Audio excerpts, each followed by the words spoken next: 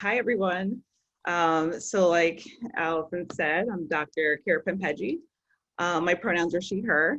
I'm the founder of Prime.D and senior consultant at IBIS Consulting Group, work on diversity, equity, inclusion. And I want to thank you for joining our session. So we're going to talk about how do you measure people, utilizing data to maximize company culture and performance. And, like Alice mentioned, we have an amazing panel today. They're doing really important work within their organizations. And we're going to hear from Hallie Bregman. She's the head of people analytics at PTC. Laura Zhang is going to join us or talk to us today too. She's the senior analytics manager of people at DraftKings. David Choi is the senior manager of talent acquisition, process, and innovation at Wayfair. And Vincent Greco, he is the head of people analytics at HubSpot. So just want to do a quick reminder that we're all kind of balancing home lives. So don't be surprised if you see or hear background noises or people, there's a couple of puppies, sitting on laps. That's normal for us right now. And we're going to be covering a lot of valuable insight today. So definitely take notes. If you don't have a pen and paper, go grab that now. It's going to be like really valuable insight. So here's the thing. People analytics is emerging as a mission critical function to people ops teams as they partner with executives and leaders and managers to steer decision-making processes. So companies, they're in various stages of maturity in this focus. And even larger companies are still building foundations in this area. That's because it takes a lot of really accurate, clean data. It takes time to really build this. So our panelists are going to tell you why this is critical to the success of your people and ultimately your company, how to get started, or even just dig deeper into the data that you already have. And the number one concern is ethics surrounding data. So let's just jump right into the panel. That way we can answer as many questions as possible at the end. So I'm going to kick it off with the business case for people analytics. So I want to start with Vincent. Why do you think that people analytics is becoming more central to the work that HR teams are doing? Awesome. Thanks, Kira, and good morning, everyone. Yeah, I think it's a great question. I think there are a few things at play. I think first, HR teams are really starting to be pushed to drive business impact, right? I think that's becoming more of an important component of HR.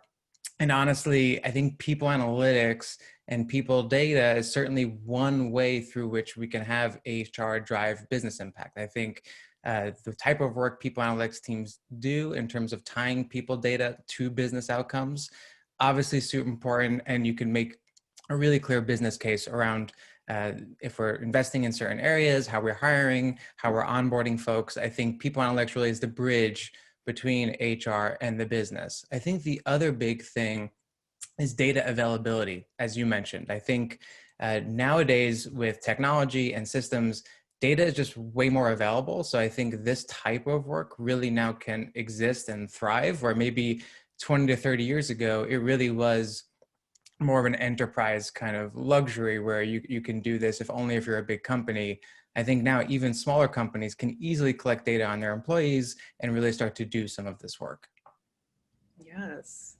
Yeah, we have such an access to information, and if we're not using it, it's just sitting there. It's wasting this valuable knowledge that we can really draw from it. David, what are your thoughts on that? Yeah, I mean, well, first of all, good morning, everyone. But I think the common theme of this call is that we're probably just going to agree with whatever each other says. I think we're all on the same side here. But yeah, I have a pretty strong belief that talent acquisition is basically where marketing was around 15 years ago. I think there's a lot of drivers in the industry to actually provide these types of platforms that enable you to have this data, right? I think HR for a while was sort of like a gut feeling, like, how do I feel about this person? Or it seemed like a lot of black magic that we were doing in the back room, but there's tangible data that we can attribute to these decisions. And I think it also ties into our DE&I conversation a little bit later. Oh, yes, good point. D&I obviously is really top of mind for companies right now. And, to really make an impact, we really understand the outcomes of the inclusive practices that we're putting in place. So I'm looking forward to that discussion later also. Mm-hmm. So let's move on to the next question. I think that we can all agree that, this is really important right now, to really drive the business impact. And I'd really love to hear from you how you've seen decisions impacted or influenced by the data that you do have. And so let's start with Hallie with that question. Yeah, good morning, everyone. I'm happy to join you today. And I've seen lots of things influenced by data. I really think this change is also part of a broader ecosystem of, big data, machine learning, AI. Everybody's talking about it. It's happening in all other parts of the business, and HR really has to play a role. With regard to I&D in particular, so inclusion and diversity, there's a lot of acronyms there, I&D, I've really seen some of the data actually influence performance evaluation processes. So this is one of the processes that we were able to actually quantify what people are talking about, what language they're using, and identify some differences, be able to actually go back and change the competencies, the way people are being evaluated, to be more objective, to make sure the language was clearer because of what we found in the results. So some really cool, actionable takeaways that came out of that. Excellent. Yeah, there's so many different outcomes that we can really track, grab that baseline and really grow from there.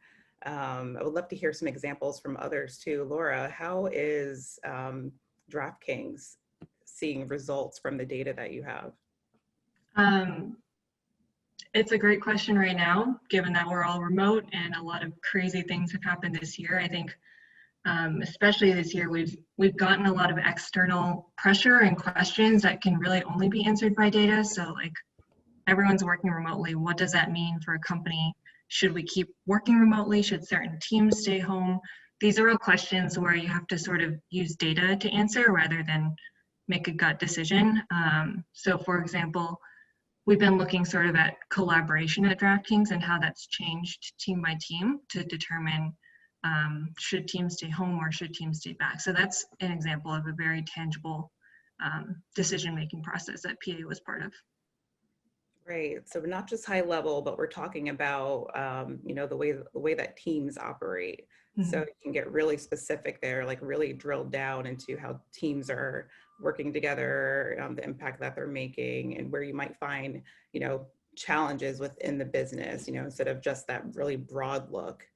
I'd love to hear from Vincent too, because I know that you might be doing some unique things over in your area.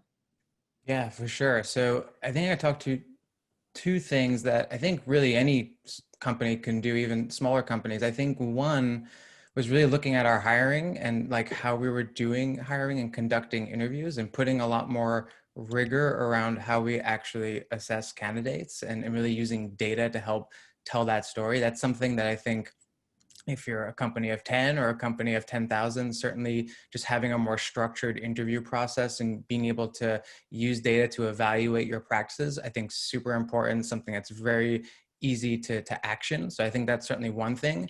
And then the second thing kind of like coming out of that also is our onboarding and how do we think about ramping up employees? And again, like what type of data can we use from like a learning and development perspective and really trying to understand what makes an effective ramped employee? How can we start to reduce the time to ramp? So that's something I can probably talk through a little bit later in one of the other questions, but really thinking about kind of that employee life cycle and kind of early on. So how is our hiring engine working? And then how can we start to really get folks from a candidate kind of just starting at a company and really get them ramped up to be a super productive employee as soon as we can. So I think those are two things where data can play for sure, like a really active role and really provide kind of a feedback loop to our hiring managers, to our managers around what they should be doing.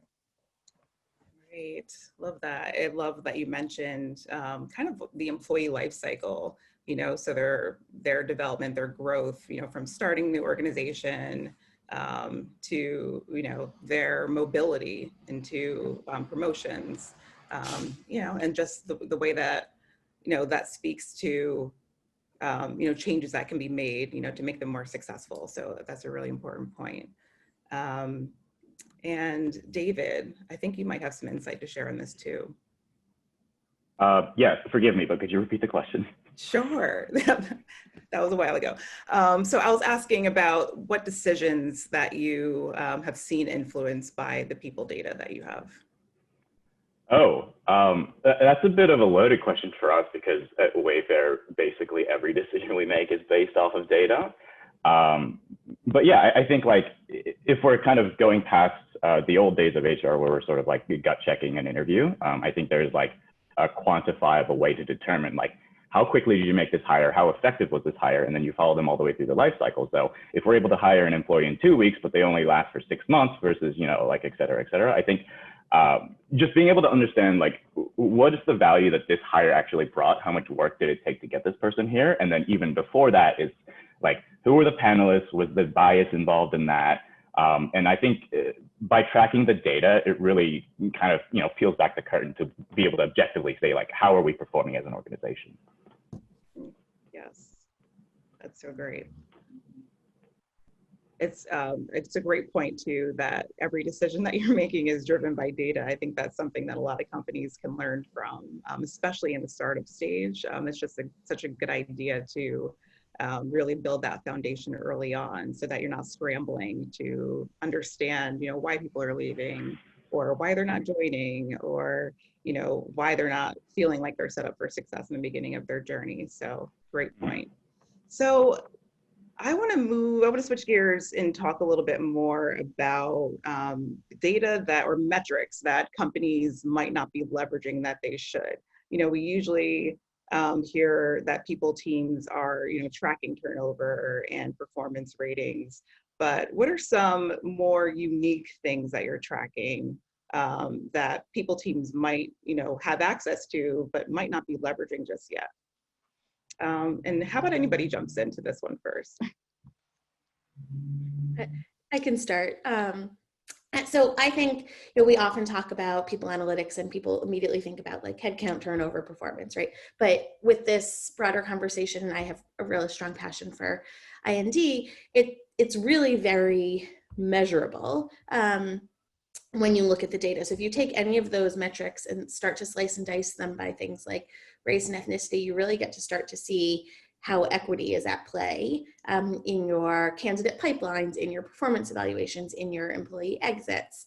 And so I think that's just kind of the surface of what you can do, but it's really, really easy to do as a starting place for understanding kind of inclusion in the data.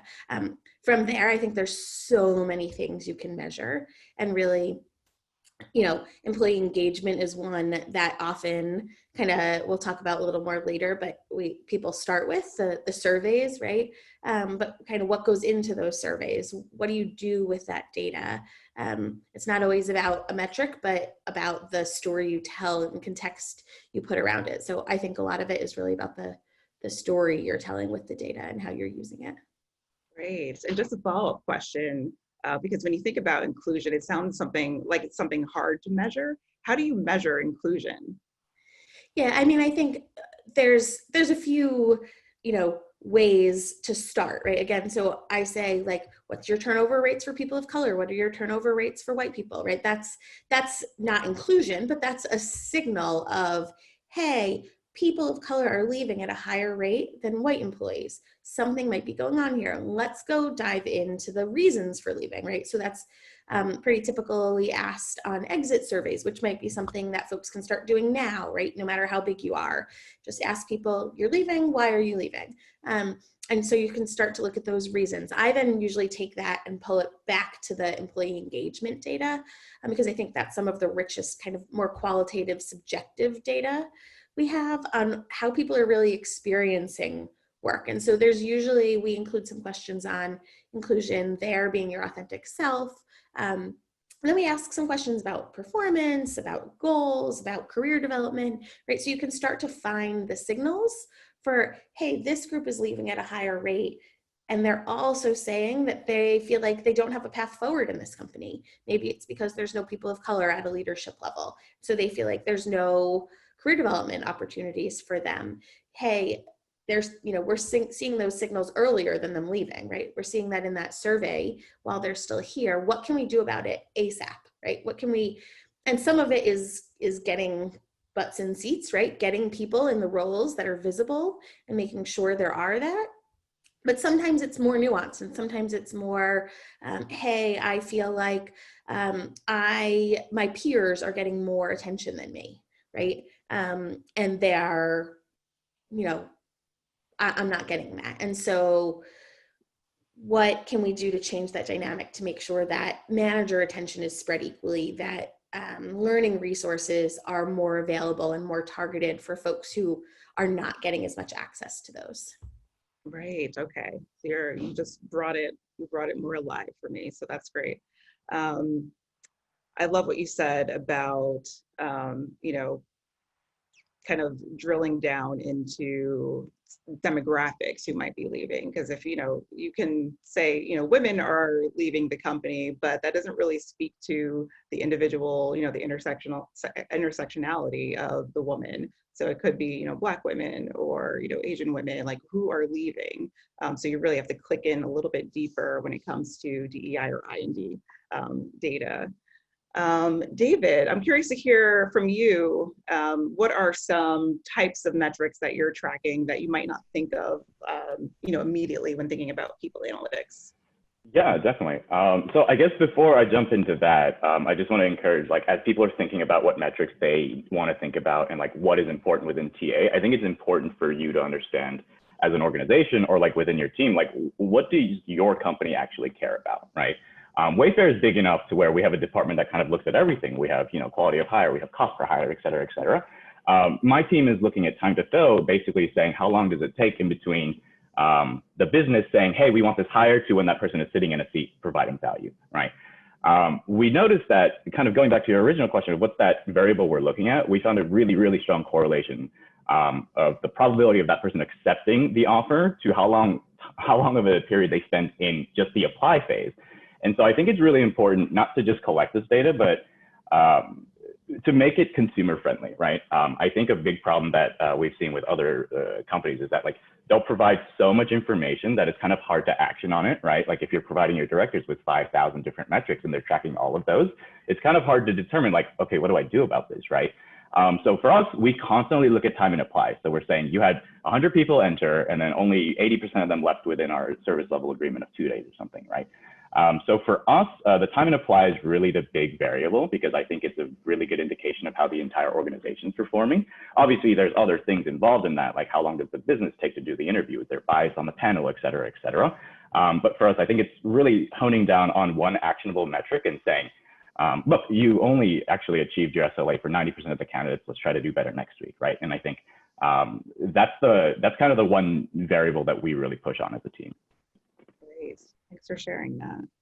I want to hear from one more of you on this one because I think, you're all in different stages, you're all thinking about it in different ways. So Laura, how is Wayfair thinking about, I'm sorry, not Wayfair, DraftKings, how is DraftKings, looking at data in a more unique way?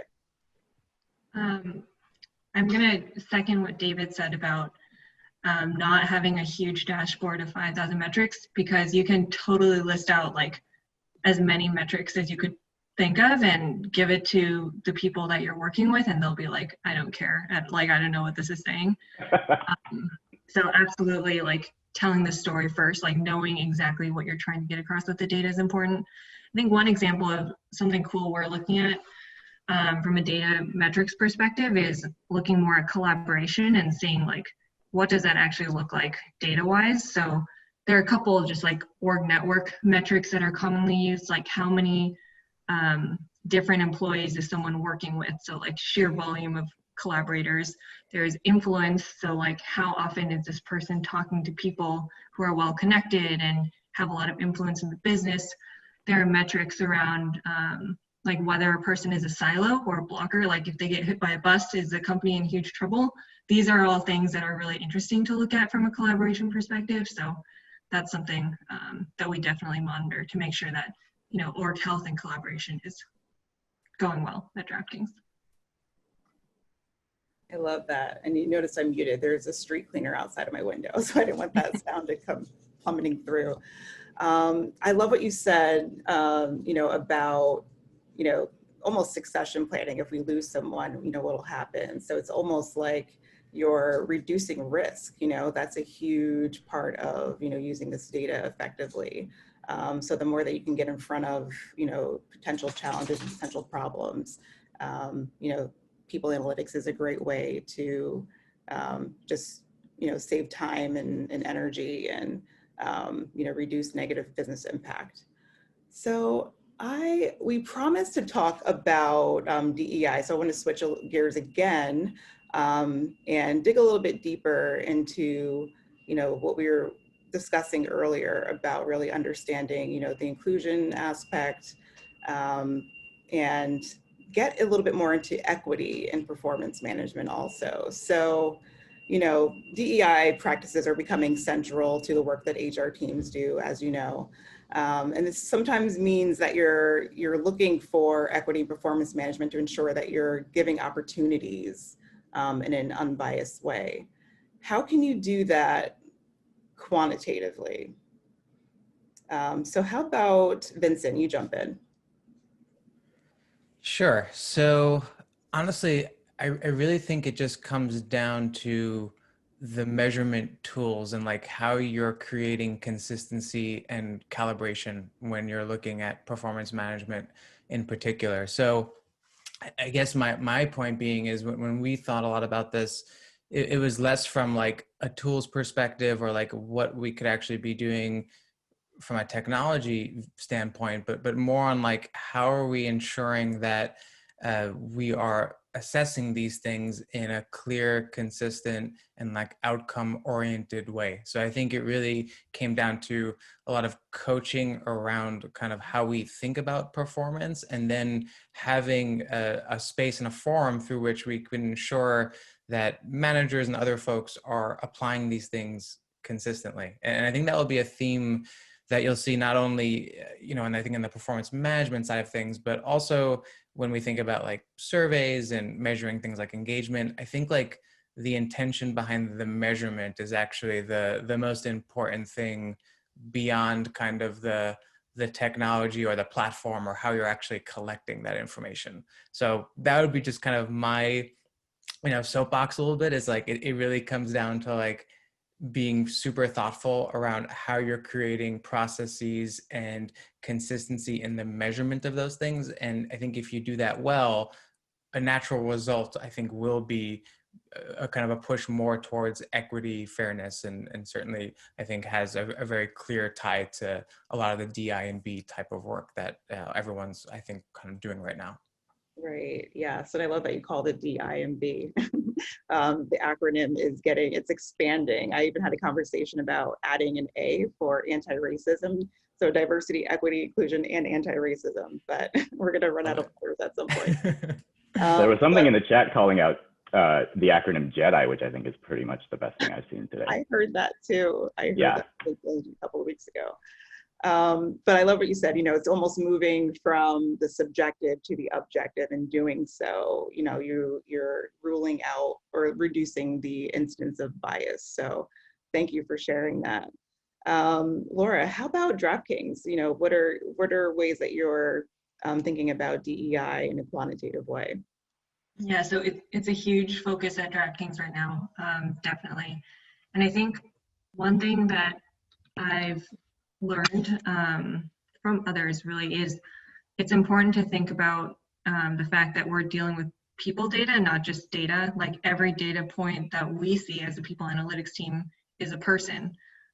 So you can't, reduce a person down to their gender or ethnicity or anything. It's not like two women leave from a team and all of a sudden there's like a gender problem on that team. It's really about listening and digging in. So I think for me, it's honestly highlighted a lot of limitations that data alone has.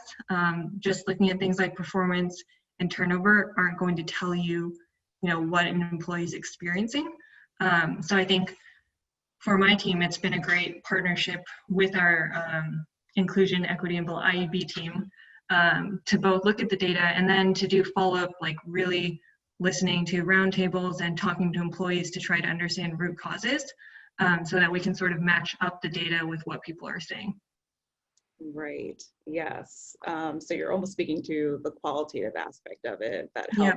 helps, shine a light on what the data is telling you. So, we are talking about humans, right? And so until you really sit down and understand what's driving those metrics, it's hard to respond to them. And then also, in a setting where, people aren't responding to a survey and they're having conversations internally, different things come up for sure. Mm-hmm. How about Hallie? So what are you thinking about as far as DEI data at PTC? I really responded to what Laura just said, that these are people. And so when I think about performance management in general, most companies kind of do this from an individualistic perspective, right? So how is Vincent performing? How is Laura performing? How is David performing? But what that doesn't consider is the context behind it. And so some of the work I've done previously is around the only. So what is your team composition? Are you the only woman on a team of all men? Are you the only person of color on a team of all white people? And how does that actually impact your performance evaluation? So what is the kind of environment you're sitting in day to day? And how does that impact the way that people are evaluating you? Is it giving you, are you having to work harder to prove yourself more? I think that some of the actually what I've seen is that when folks are the only, they kind of go the extra mile because they know that they're going to be up against the norm and they have to be, better than, or at least as good at, but generally better than, in order to be considered, a valuable partner. But I think that actually is all what funnels down into performance. So the evaluation itself is important, but again, peeling back the layers and getting to the what's going on as a person. What am I experiencing every day? And I think we find more and more creative ways to measure that, to collect data points on it. And I think it doesn't boil down to a single number. It's always, or a single rating, right? It's always kind of part of a larger ecosystem. Right. Yes. Thanks for sharing that. Vincent, I'm wondering if Wayfair is doing anything that we haven't mentioned today regarding DEI data. David. I'm sorry, David. Yeah. No worries. Yeah. So I think for all the companies here, DE&I has been a really big focus. We have an entire dedicated team that's focusing on DE&I and DE&I analytics, which we sit apart from. So I don't want to speak too much on it. But I feel like the big theme of DE&I, or at least the hard step that we've all taken, is the fact that we're just open to the conversation, right? I can think is 8 months ago, right? If we had just brought up race and discrimination in the middle of a meeting with no context, right? It might not have gone over so well, but I feel like it's almost part of every single conversation at this point. The other way I think about DE&I is I think there's a lot of ways that you can do it wrong. And I think there's kind of a gradient for how you do it, right? I don't feel like anyone's really cracked the code yet. And I feel like we as a country, or maybe even as a species, are still kind of trying to catch up on this. But yes, that is my incredibly politically correct way of saying I don't actually know how to answer that question for you. So a follow-up question I have for any of our panelists is almost to help our startups really think about beginning to collect this, this diversity data, data about data surrounding demographics. So, some of the challenges that often happen is, that there's not enough demographic data. So how do you or how did you overcome this at your companies, either current companies or previous companies? I think this is one of the things you can do kind of on day one, right? Is start to collect this data, whether, SurveyMonkey's free when you're as tiny as an initial startup is, right? And then it's pretty darn cheap to grab a license after that. It's certainly not the best employee engagement tool when you get big, but to start, right?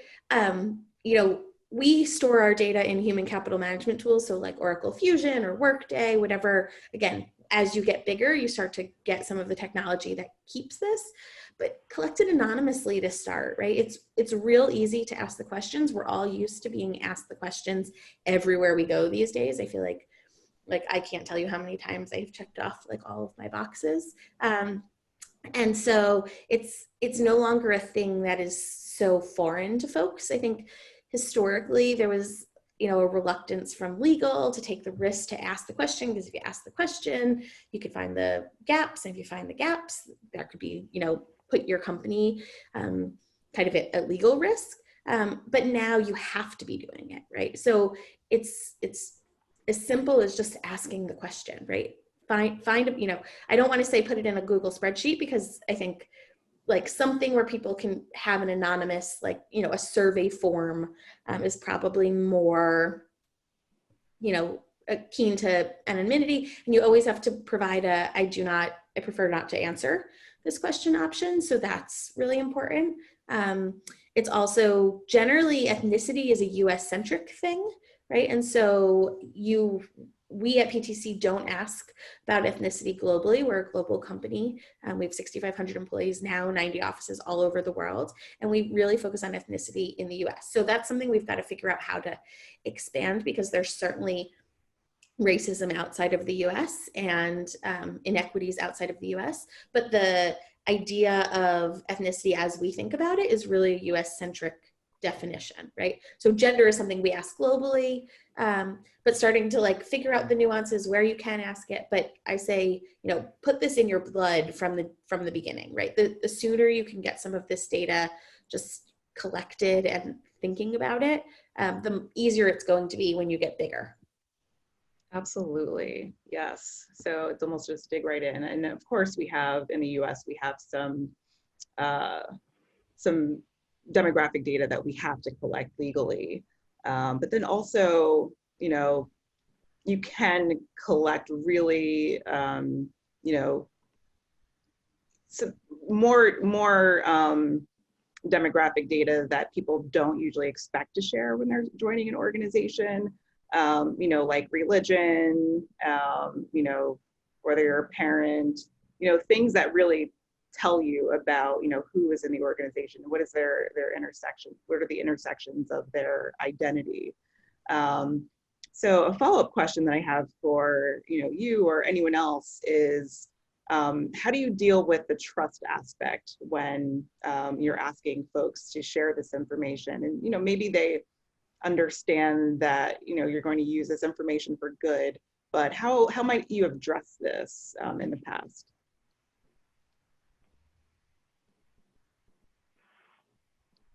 So I think anybody else want to jump in? Looks like Laura, you muted. No, Hallie, go ahead and finish your thought and then I'll jump in after you.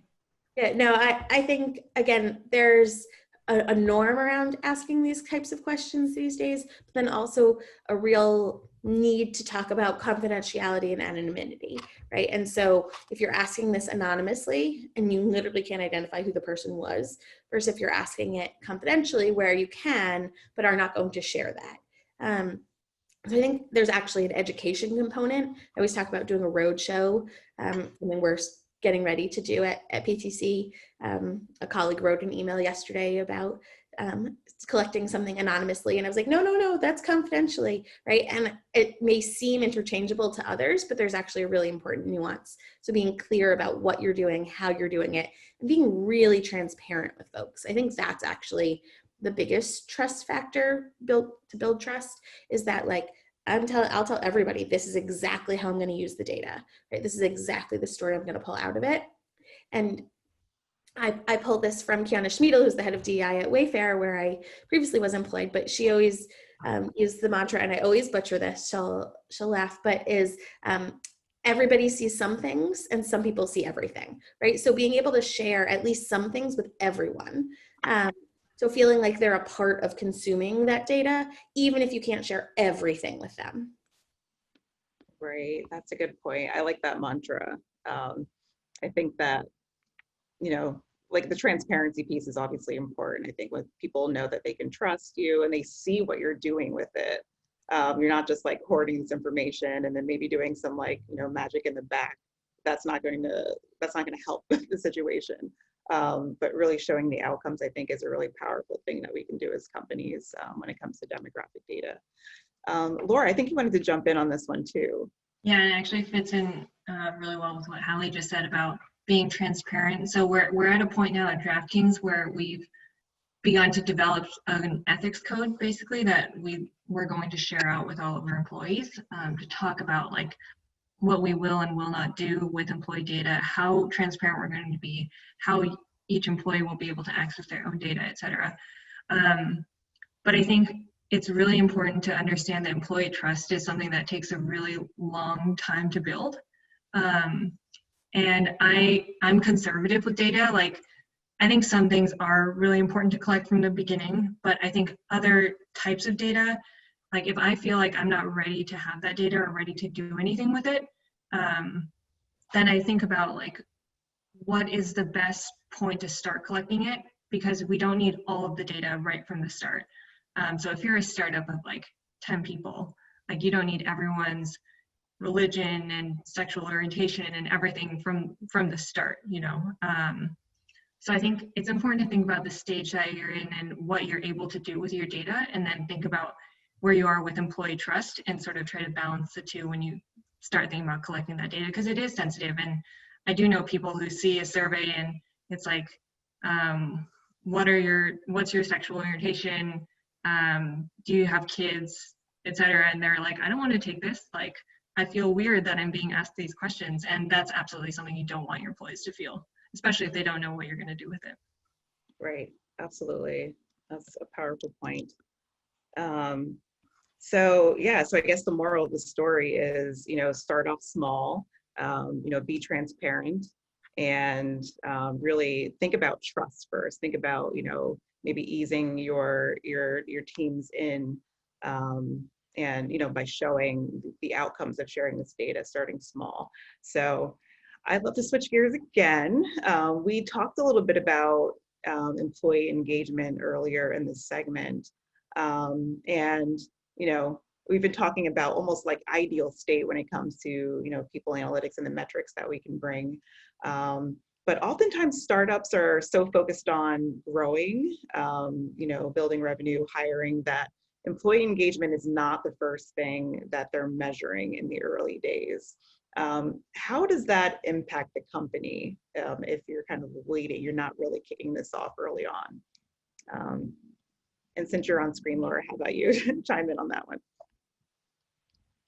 Sure. So employee engagement is an interesting one. At DraftKings, we're still like in a journey on employee engagement and how exactly to capture it, since it's like, do you ask a ton of questions? Do you ask some core questions? We're sort of figuring that out. But I think it's absolutely like a really important data point alongside things like performance or turnover.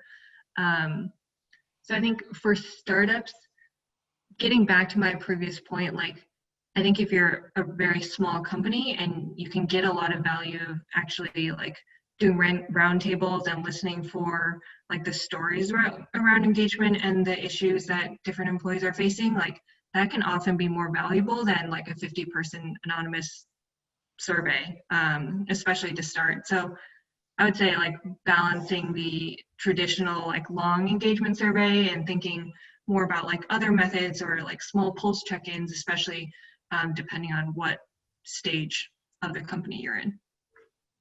Great. Yes, I love that the qualitative piece is coming up again. And it's almost a really good segue into our next question, because we wanted to talk a little bit about the tools. And I think a couple of people in the chat are asking about some of the tools that you're utilizing in doing this work.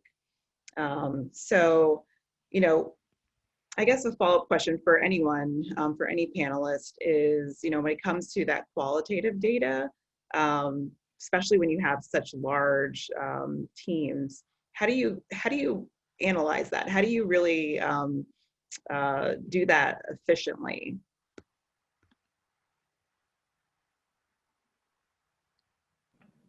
Yeah, I can start on this one. I think this is just a progression of how your organization kind of evolves, but it's, you know, it's like starting to think like, yes, we as an organization want to collect this data, and then it's moving to the next step of making sure your data is actually correct and representative of what you're trying to show.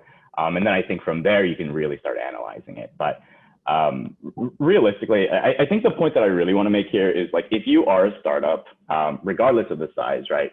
I think these conversations, at least when I started my company, PubWalker, the question, you're right, is like, how do you basically categorize the human consciousness into an Excel spreadsheet, right?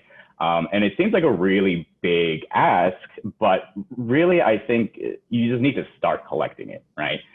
Work with what you've got and start collecting it. I think there's obviously bias if you only have, like a select part of the data set, but realistically, like the fact that you don't have, a 17,000 person org shouldn't stop you from just starting to collect things. As simple as like the gender, like, like where are you coming from? Like, why are you interested in this company? It's important to be able to start just like collecting what you can, rather than like waiting and saying like, okay, like at month 8, we're going to have enough revenue to be able to buy greenhouse, and then we can implement that, and then we can hire a development team, right? Like go into Zapier, set up a Google sheet, set up a Google form, and then you can do this like over the weekend, right? And that's really the point that I want to make across here. Yes, got you.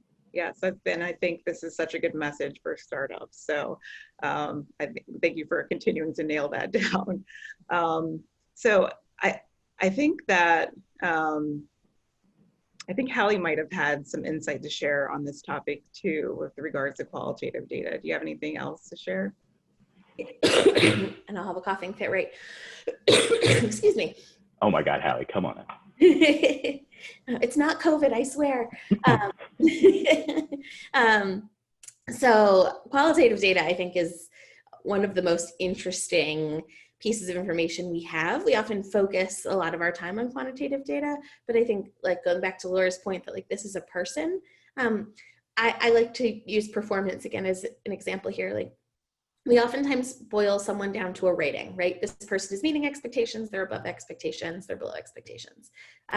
But what goes into that is like a volume of text written by a manager in the case of 360 reviews, peers, a self-review, upward feedback, right? Like, so you've got all different angles depending on kind of where you are, but even, at a minimum, a manager review generally. So somebody wrote a bunch of text about you, and then we decided you were meeting or at expectations. And I think there's so much more nuance in that text. It's still subjective, right? But because this is somebody else's opinion, but being able to pull that out and say, well, actually their strengths were in X, Y, and Z. And that is their, being called out on this above the norm compared to others, and they're being called out on these things below the norm compared to others, as opposed to a manager just determining what strengths and weaknesses are, and being able to really benchmark that. I like to say, like, I'd love one day to build a predictive performance engine, right? Ideally, this would have objective productivity data and other things, but even just from the text, and not to say, oh, this is Laura's final rating, because I think there's always more to it, right? But to say, if we were just to objectively look at how Laura was described or how Vincent was described, what would we take from that? And I think that's some of the richest data we've seen. Right. Yes, that is a great dream state that I think employees would love to, managers would love to really show the things that they're doing behind the scenes, behind closed doors and one-on-ones, that is not necessarily reflected in, the goals that they're achieving, and the metrics that they're, the KPIs that they're hitting. So that's really powerful. I should add, you could also do that with interviewer feedback. So this is something you could do, day one here. If you haven't implemented performance, you're a team of 5, you're interviewing people for, you're growing. And so can you all write down your thoughts and then take that data? And again, when there's a team of 5, you can qualitatively read it. You don't need to run some Python algorithm using natural language processing, but ultimately that's what you get to start doing. Right. So speaking of, tools, like you said, natural language processing, I've never heard that in my life. But just thinking about what systems do you use or would you use to be able to achieve this for a larger team, once you're beyond 5 and can't, have the ability to read through all of these and code them? So I could take that. So certainly, as far as like just measuring engagement, I think Hallie and other folks already mentioned, like there are a ton of tools out there, whether it's SurveyMonkey, Qualtrics, there's a ton of companies that allow you to do this. And I think to David's point, I think the key thing, particularly for smaller companies, is to focus less probably on like the capabilities of the technology, and really just start simple with like, what are some of the outcomes you care most about, and what will a survey or any sort of quantitative measure allow you to like answer. And I think to that end, then really being thoughtful around like the frequency at which you're collecting that feedback, how you're designing questions to accurately capture the feedback, and what you're going to do with it. I think that's the key thing, like the actionability. So if you're collecting a ton of feedback but not really taking appropriate actions, then certainly you're not going to get like that level of good feedback consistently, because folks are just not going to be, I think, honest or want to participate in a survey if they're not seeing actions taken. So I think that's kind of just one key thing. And honestly, even at like a bigger company like HubSpot, like our like survey like tech stack is not like super complex. I mean, we do use SurveyMonkey. We built some code to do automated reporting and things like that, but like it's really not like super fancy. And I think the reason in part is because we really wanted to focus a lot more on like the design elements and making sure that's really good before getting really like down the road with like all the different kind of bells and whistles from a technology offering. So I think that's kind of certainly like the way we think about it. And so we're like much more interested in like the science aspect of how to collect the feedback and actually report on it in a meaningful way. And I'll also add that the data that you work with is only as good as the data that you put in. So it doesn't matter if you're using a Google Sheet or if you're using Workday. Like, you can have whatever fancy tool that you have, but if you don't have the data hygiene and rigor and collection practices in place, you're still going to have the same set of incomplete data. So it's really important from the start to think about, what are you collecting? How are you collecting it in a consistent, accurate way? Is it formatted correctly? Even down to like, if there's extra spaces or commas, that messes up any sort of data analysis that you're going to do in the future. So thinking about that rigor is really important. Right. All right. Thank you for that. Thank you both. I think, what you're saying is, not focus so much on the tools themselves, but focus on what you want to understand about your people, and focus on, that rigor and that, data collection and analysis. And that's really what's going to give you the richest data and so that you can make the biggest impact. So looks like we have about 8 minutes left, and I wanted to make sure that we save time for questions. So thank you, panelists, for that valuable insight. And I think you definitely got into some of those nuances that we really want to get right. So I think there's a lot to think about. It really takes time to build a solid foundation. So let's get some of the questions from the audience out of the way, so that they can kind of get those things answered that they want to get answered, so that they can go and take this insight back to their teams and or their work. So we talked about tools. We also had a question about, let's see here. Someone asked, one thing that they've been thinking about is how to find the story after reviewing the data versus cherry picking the data to tell the story they want to find. So how do you handle that balance?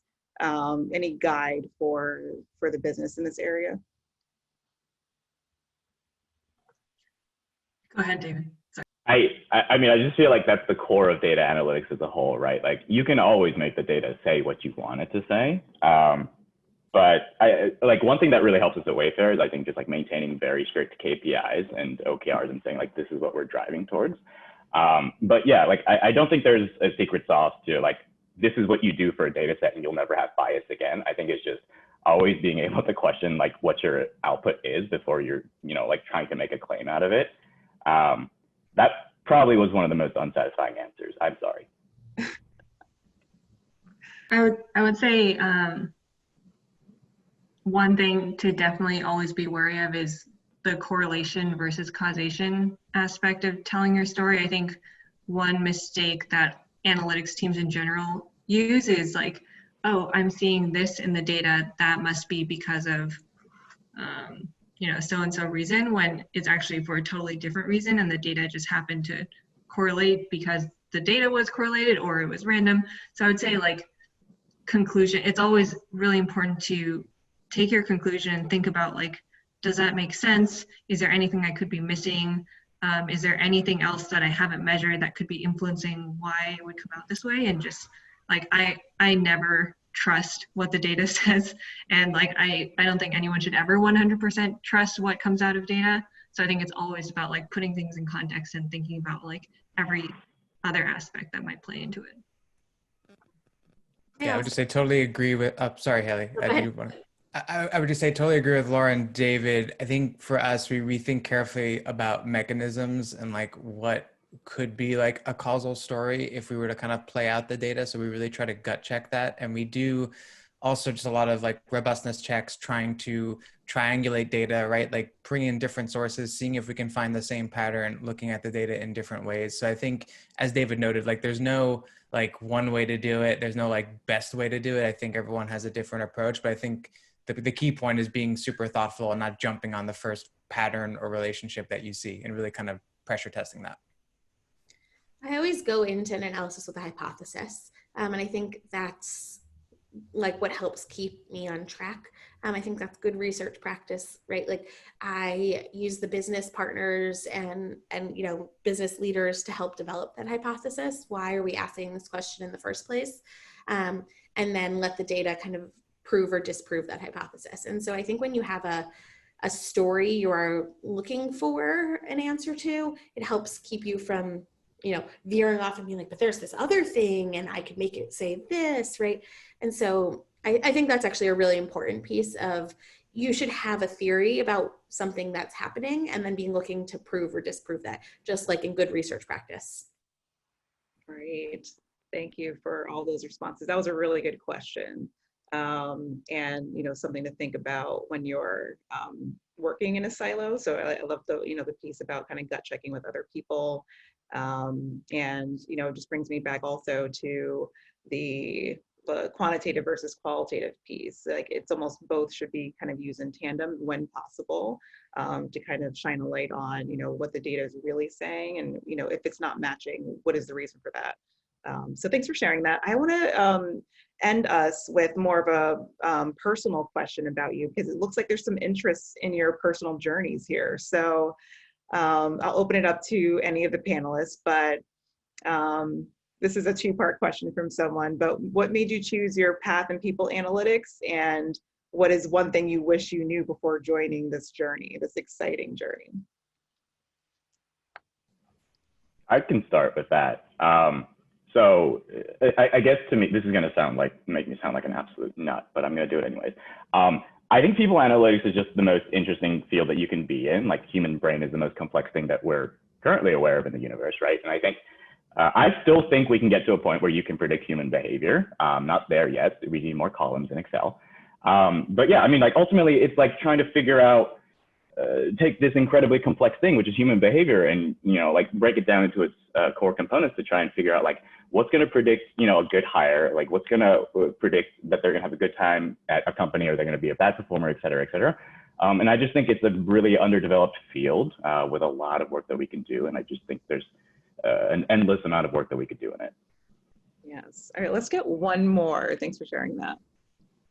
I think it's super interesting in that it's I'm losing all of my train of thought here.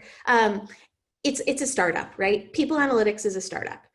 Just like all of your companies are startups, people analytics is in its early journey. And so for me, I have always loved working in startups and growth companies. And so people analytics, I have a PhD in clinical psychology, so I love human behavior. I worked in general data science for a year, so I love data. It was the hybrid of both of those. So personally, that made perfect sense for my journey. But on top of that, it was this is a growth area.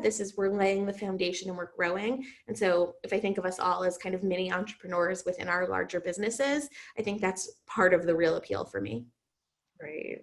Thank you for sharing that. So hopefully that was helpful in if you're thinking about this as a career path, and it's a growing field. So maybe now's the time. So thank you for your thoughtful questions. Sorry that we didn't get to all of the questions in the chat, but feel free to find any of these lovely panelists on LinkedIn and continue the conversation. And I think Allison just shared some other ways to share feedback, and feel free to find a way to get those questions answered. And I think we got some really actionable steps here for your companies in refining the data that you already have or setting up people analytics functions and processes. And thank you for panelists for your insights and your expertise.